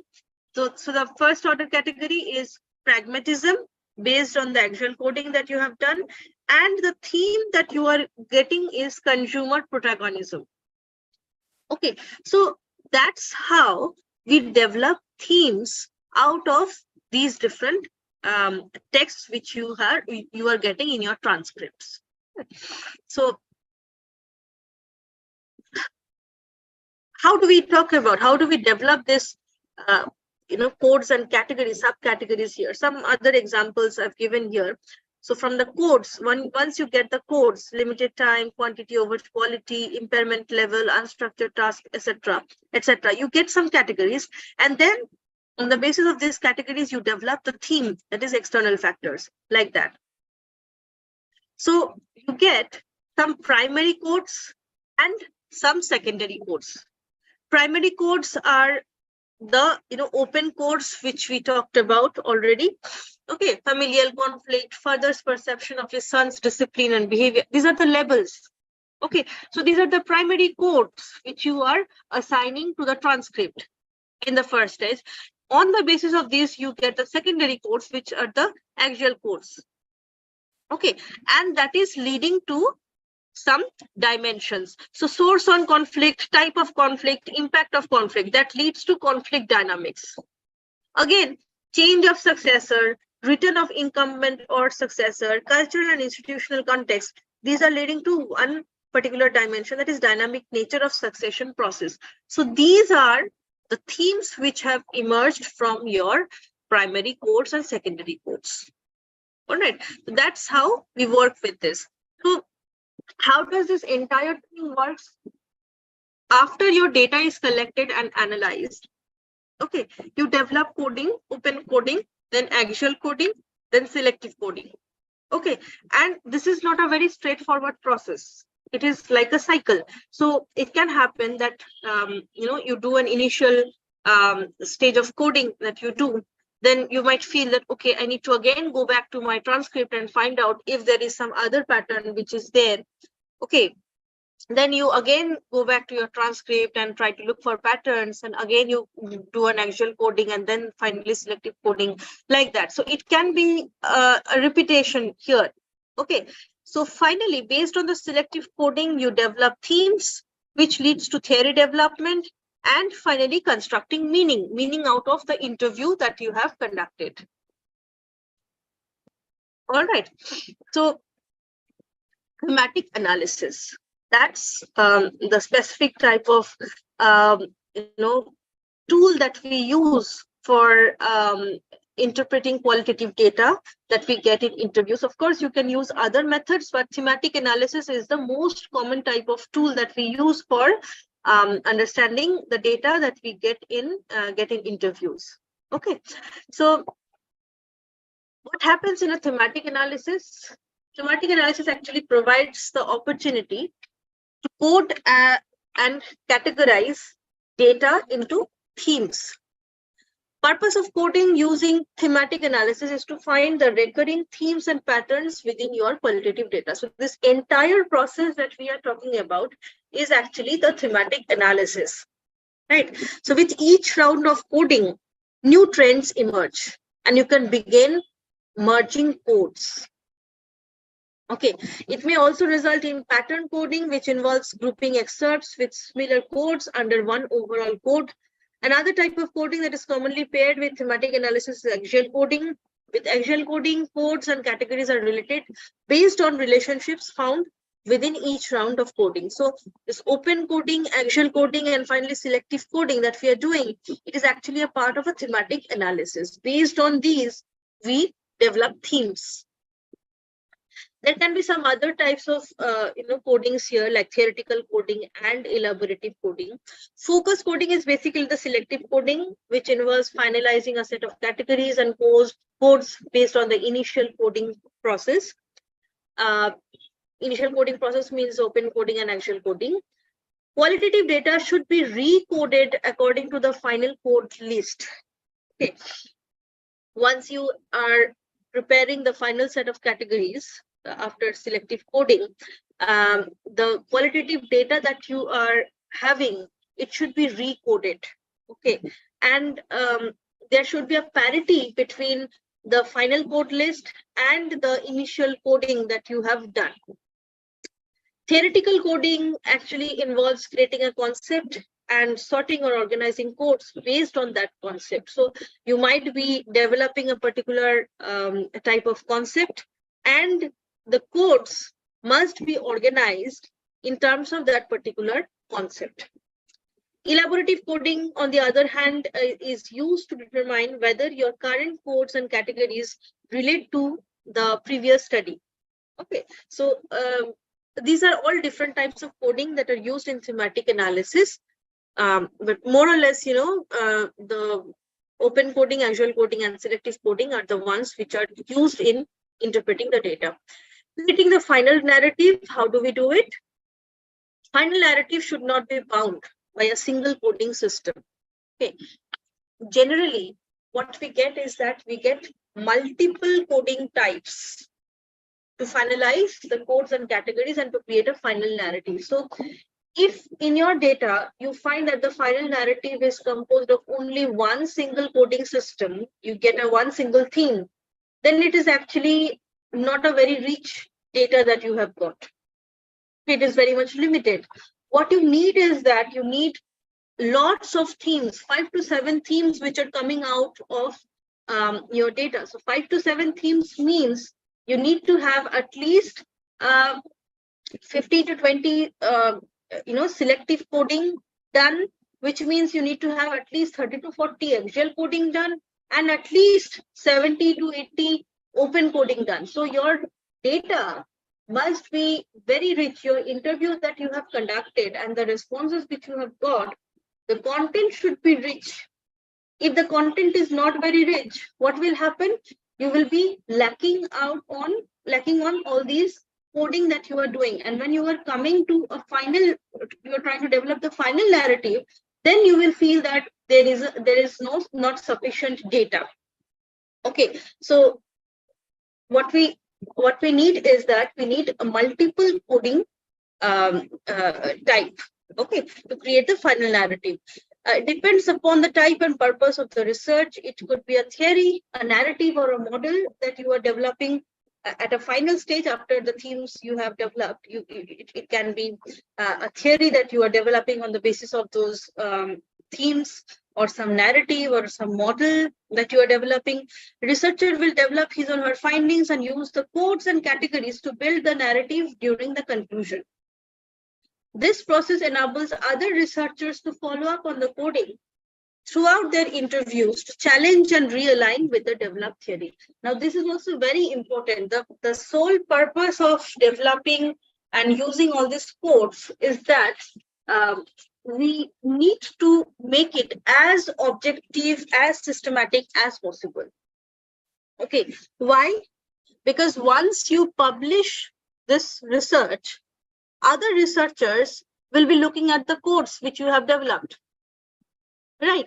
And if there is subjective bias in those codes, then the final narrative which you have developed may not be a very valid or a reliable one, right? So other researchers in such a case might be able to challenge your data. So what you need to do is that you need to have very objectively, elicited response, a very objectively done coding, and very objectively done narrative building or model building or theory building, whatever, so that other researchers can follow up on the codes which you have developed, themes which you have developed, and realign them with your developed theory. Okay, so that is very important in this case. Thematic analysis model, basically Miles and Huberman in 1994, they developed this model, which consists of 3 link stages or streams, that is data reduction, data display, and data conclusion or drawing. Okay, so this is how they presented this model here. So data collection actually influences the data display and data reduction process. Data reduction process and data display are interconnected, and these are also interconnected with the conclusion that we are drawing or the verifying, whatever that we are getting, and that can also lead to influence the data collection process. Sometimes it happens that, when you are collecting data and you are interpreting it simultaneously, coding it simultaneously, it can lead to some conclusions which might tell you that, okay, you need to ask some other questions maybe. So in a qualitative research, we have that kind of flexibility where you can modify your, this questions and, this flexibility of asking more probing questions if you feel that there is a need while doing the research. Okay, so this particular model of thematic analysis actually helps us do that. So data display is a particular stage which focuses on visualizing the data by using quotations, narrative text, figures, tabulating differences, similarities, clarifying relationship, etc. Okay, and the final stages of data analysis process are linked by arranging and organizing the research's concepts and thoughts. This is achieved by building coherent findings and drawing structures of the results from the data that is displayed. During this stage, meaning of contradictory and identical data needs clarification. So this data display is actually a very important process where we use these different types of data visualization techniques. And this is, of course, different from the quantitative research data visualization techniques. Okay, here we are not concerned about bar graphs and pie charts, etc. Rather, we look at quotations, we look at narrative text, we look at tabulating differences, similarities, etc., and try to compare those. Okay, here what we do is that we develop themes. Okay, I will tell you how do we develop it through data reduction. So data reduction is the second stage in Miles and Huberson's model. And here it is performed, this data reduction process is performed in such a way that conclusions are drawn and verifications are completed.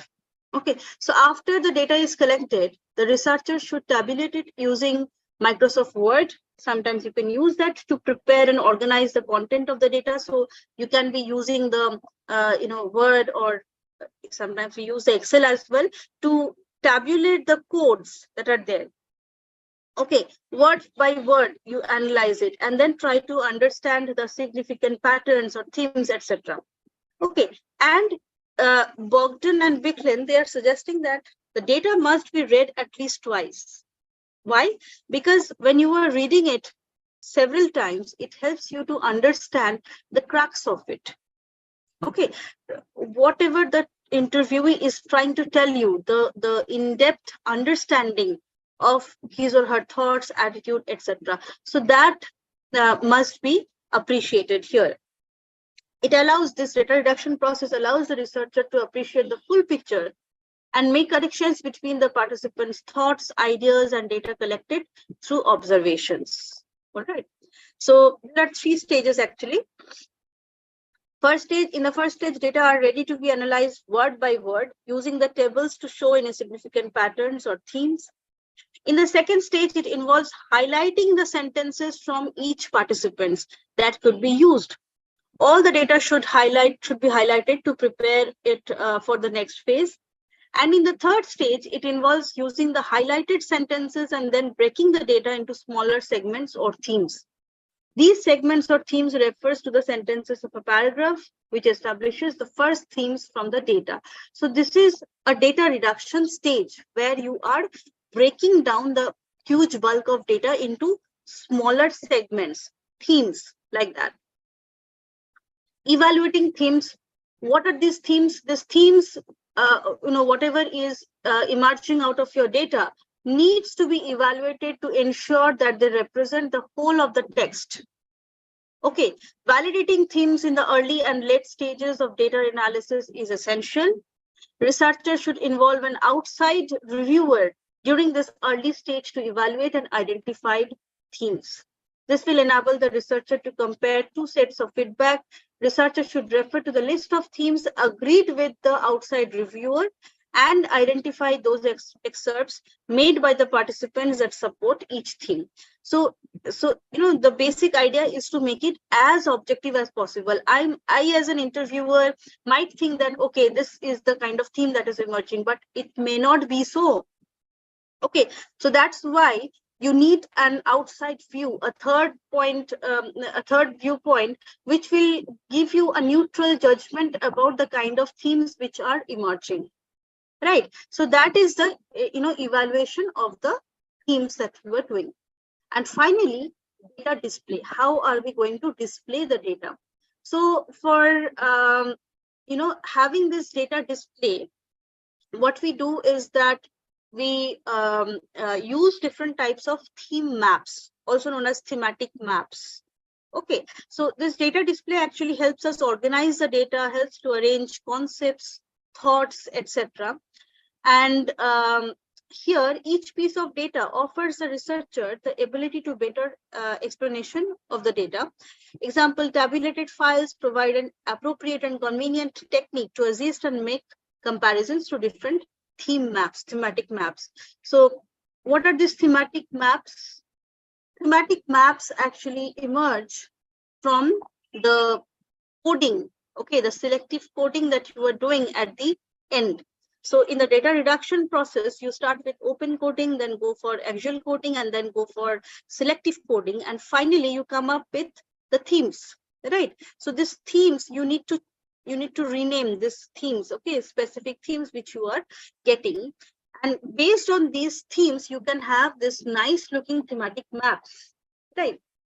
So for example, this was the thematic map used in a particular study, by this person. And thematic map actually tells you these are basically the selective coding done. Okay, and on the basis of the selective coding done, 3 main themes have emerged from their study: insight, discrimination and evaluation, and dichotomy. And these are the sub-themes which you are seeing. So under insight, that's the umbrella theme. Under that, you have knowledge deficit, concerns, surrender, and reticence. Okay. Under discrimination in evaluation, you have a number of sub-themes like relationships, heterogeneity, compatible with objectives, etc. Under dichotomies theme, you have a number of sub-themes like comfort, safety, persecution, bullying, domination, misbehavior, vicious cycle, like that. And then these are all interconnected as a whole. So that gives you an understanding of how the phenomena is working. So it helps us to develop theories, right? So this is a very nice way of displaying data, the thematic maps. This is another example. So the here, see the questions is it concerns in what ways are women feelings about and perceptions of their bodies linked to their clothing practices. Okay, that was the question.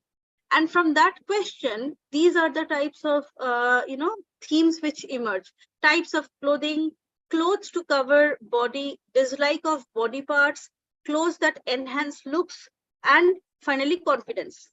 Okay, and these are the sub-themes which emerged, right? So in any specific type of phenomena that you are exploring through your interview, you can develop these types of codes, and on the basis of these codes, you can develop themes and display those themes with the help of thematic maps. That gives us a brilliant way of understanding how these different themes and sub-themes are related to each other, and how these can be contributing to the development of a particular theory or model.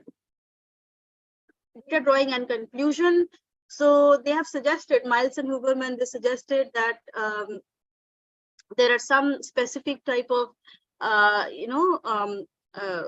conclusions. So when we are drawing conclusions, that can have a specific stages involved. The notation of any patterns or themes and the relevance of any statement, especially if similar or contrasting, that you need to point out. Grouping or establishing categories of information that can go together. Identifying interrelations among factors and variables, and building conceptual coherence and consistency, which at the end it should be used to explore the validity of the findings so that they fit the theoretical framework of the study. So these are the things which should be reported while drawing conclusion. Okay. In addition, the stages, this is a final stage. It also involves drawing data and verification. Finally, the ethical issues that are there. Well, ethical issues are something which is very, very general that we use in any of the qualitative research methods that are there. Of course, it involves informed consent, privacy, and confidentiality of the interviewee. So informed consent means when before conducting any interview, you should be taking the verbal consent of the person and also written consent from the person. Maintaining the privacy and confidentiality of whatever information the person is giving you, that is very, very important. Harm, whether whatever the person is talking about, whether it is potential enough to cause any harm or not at a later stage. So you have to be extremely careful about that, what kind of questions you are asking, how are you interpreting all those information. Okay, so all those kind of things are included in the ethical issues. Dual role, whether when you are specifically if you're conducting a clinical interview, suppose, so you are in that role, you are an interviewer, you are a researcher, and also you are a clinician. So you have to keep in mind that you, as a researcher, you can be asking specific types of questions which are very probing, but at the same time you are a clinician, so you have to be extremely careful about the mental health of your patient, right? So you may not be asking some specific type of questions in that case. So this dual role, when you are carrying out in a particular situation, you have to be careful about balancing it in order to maximize the subjects or interviewees' well-being in that case. Okay. Over involvement, if the interviewer becomes too very involved with the topic in concern, then it can have it can introduce some kind of bias. All right, so that is also something that is that should be kept in mind. Politics and power, sometimes if you are working on a particular topic that is that can be politically content wise, it can be politically charged, or it might be talking about a power or something like that, then you have to be extremely careful about the ethical concerns there. For example, in Bengal, if you think like, okay, let me just go on asking people about their attitude towards the government, then it's a very, very sensitive topic. It becomes okay. So there you have to be extremely careful about the ethical issues that are involved in this case. Researcher's subjective bias, of course, subjective bias of the researcher can be influencing the interview as a whole. And finally, ethical issues in reporting. So what are you going to report? Whether you are going to, suppose you are seeing that in the theme which have emerged from the interview, there are some things which can be having a negative impact on the well-being of your interviewee. Then what should you do? Okay, should you be reporting that in your research, or not? Okay, so these are some of the ethical issues which are there in your interviews and interpretation of the interviews, which you need to think about as a researcher. Okay. Just to summarize the lecture, qualitative interviews require systematic efforts and expertise of the interviewer. Developing transcripts is an important step in qualitative data analysis. Coding are of various forms and should be chosen carefully. Okay. Themes are developed based on coding of the data. Thematic maps help understand the phenomena, and qualitative interviews and their interpretation requires following several ethical concerns. So I'll just stop here. Thank you for your patient listening. And if you have any question or anything to discuss, please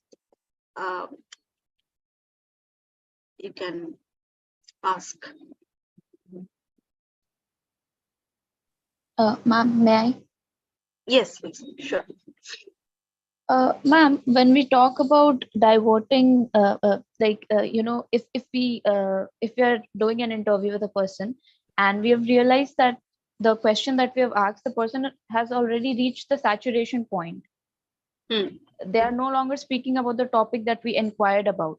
Okay, and they're going on and on about that. So how do we stop it or divert it? Because interrupting a person in the middle would seem rude, and it often restricts people, in further question. It might do that. They may not speak as. Of course. So you see, we do not look for a saturation while conducting the interview.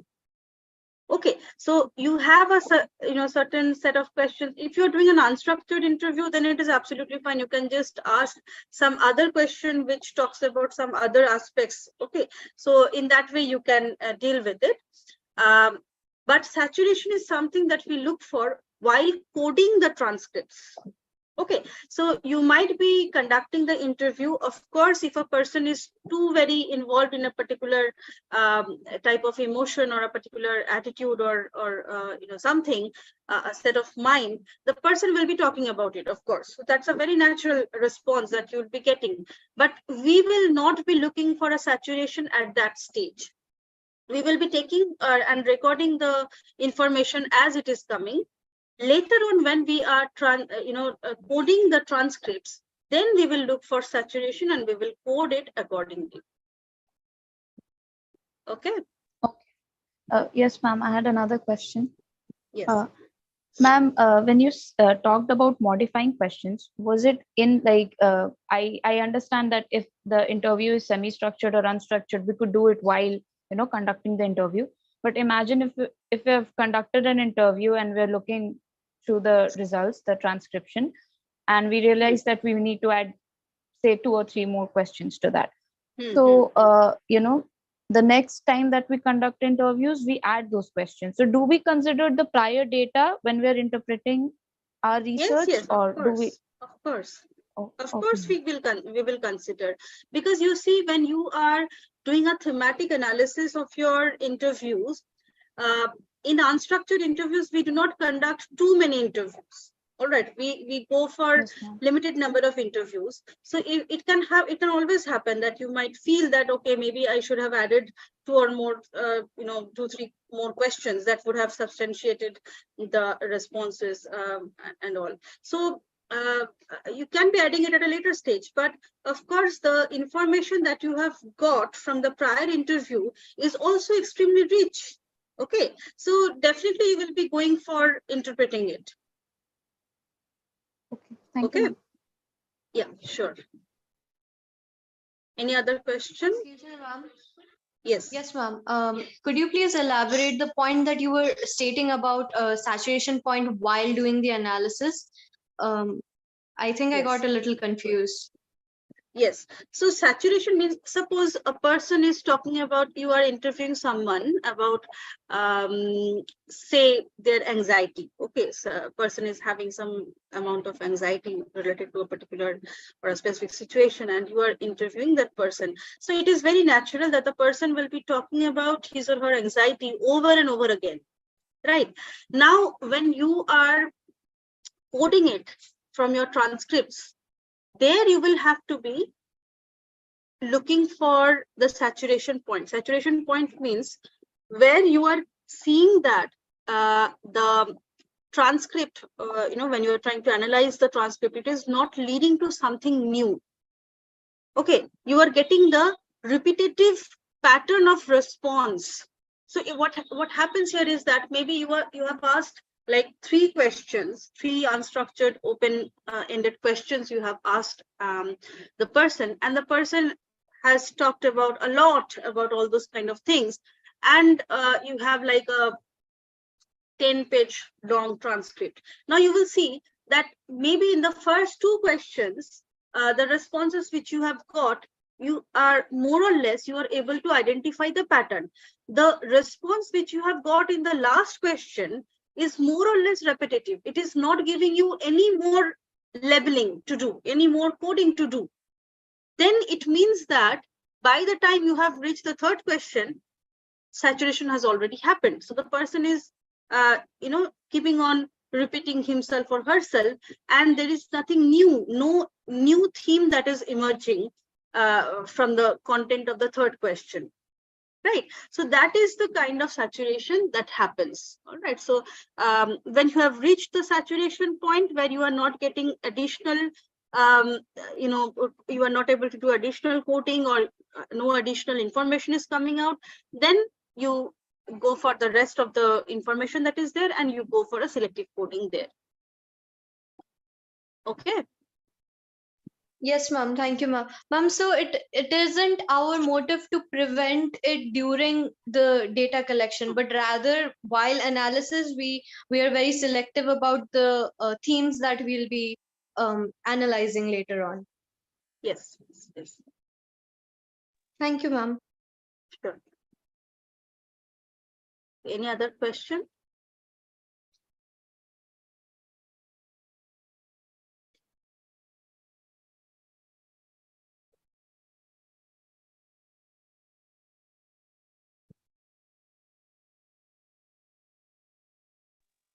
Ma'am, when we have a surplus amount of themes, how do we narrow it down to the topic at hand? Because our research topic remains very selective and very concise. But like you said, even though it is repetitive, we could have a surplus amount of themes. No, which part do you call surplus? Because it's good if you have like lot of data which is rich in its content, and finally you are getting a lot of themes and sub themes which are independent of each other, which are not overlapping, then it is good. It is a good data that you are getting. Okay, why will you call it surplus amount of themes? Okay, the intention is to make the themes as streamlined as possible. Okay, you cannot be having overlapping themes. You cannot be using like sibling hatred and sibling rivalry, because these two are overlapping. Okay, so you need to have independent themes, but then again, if you get like 10 themes or 15 themes which are independent of each other, then it is absolutely fine. In fact, that is what happens when you are interviewing a lot of individuals. Like I talked about this research where this sociologist, she interviewed 100 convicts about why men rape.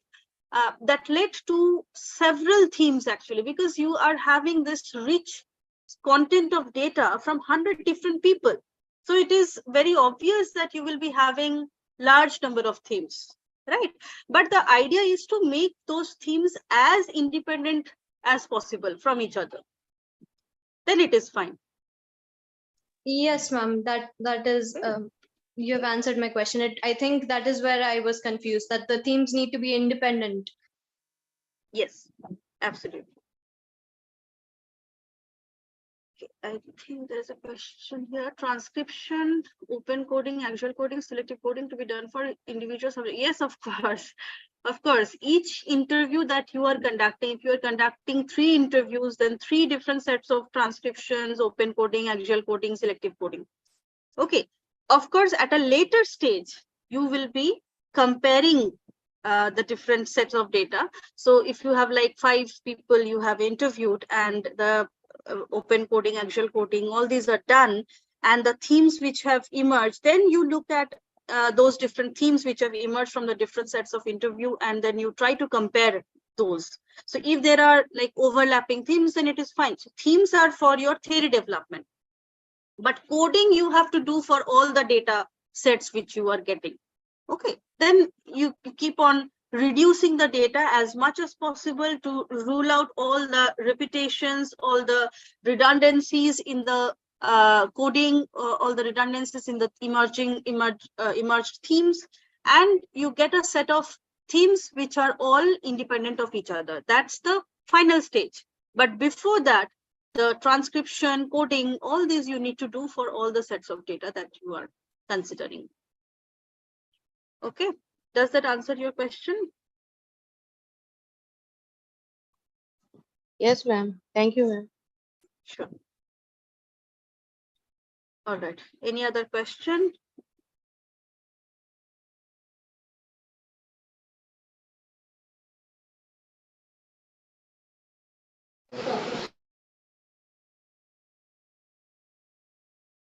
Students, do you have any more doubts? No, ma'am.